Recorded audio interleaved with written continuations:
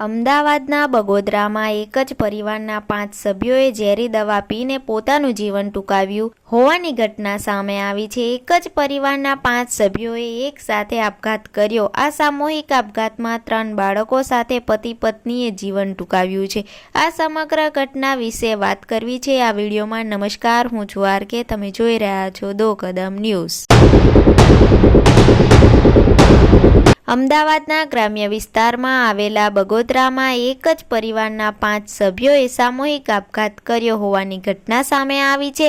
આપઘાતમાં 3 બાળકો અને પતિ વિપુલભાઈ કાનજીભાઈ વાઘેલા ઉંમર 34 વર્ષ અને પત્ની સોનલબેન વિપુલભાઈ ઉંમર 26 વર્ષ। આ પરિવાર મૂળ ધોળકા બોરકોઠા દેવી પૂજક વાસના હાલ બગોદરામાં બસ સ્ટેન્ડની પાછળ પ્રજાપતિ હોટલની ઓરડીમાં ભાડેથી રહેતું હતું। બગોદરામાં રિક્ષા ચલાવીને વિપુલભાઈ પોતાનું ઘર ગુજરાન ચલાવતા હતા। આ ઘટના 20 જુલાઈએ બની હતી। આખું પરિવાર ઝેરી દવા પીને ઊંઘ્યું હતું ત્યારે જાગ્યું જ નહીં। હાલ આપઘાતનું કારણ સામે આવ્યું પણ નથી કે શું છે।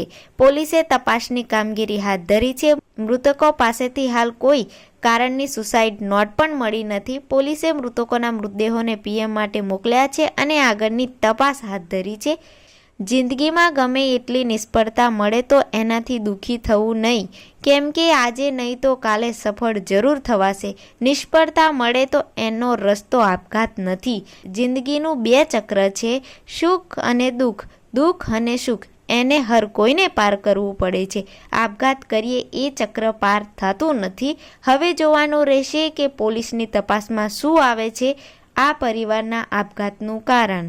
દો કદમ ન્યૂઝ સાથે જોડાયેલા રહેવા માટે સબસ્ક્રાઇબ કરો। હવે મળીશું નવા સમાચાર સાથે।